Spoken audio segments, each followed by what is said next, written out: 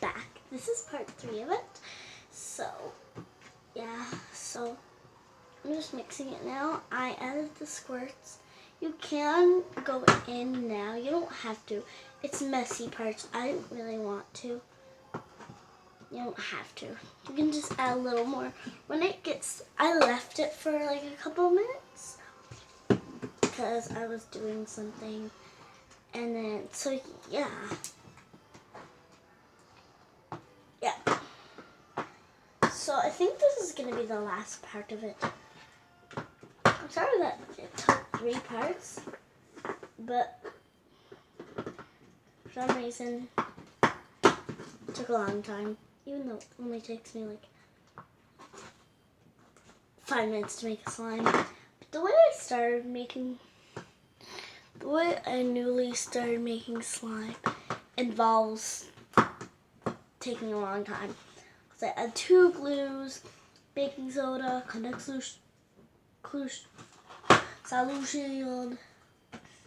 Oh, I forgot all about the fake snow.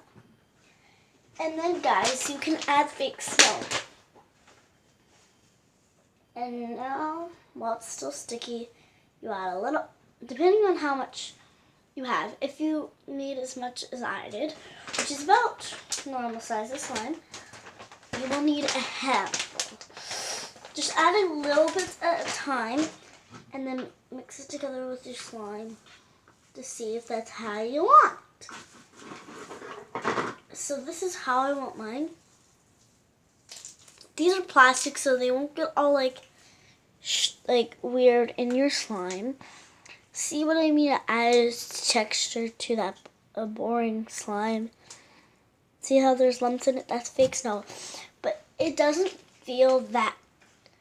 It doesn't feel bad. This is more green than the other one, as you can see. Well, you can't. You can kind of see it's green. See? It's green.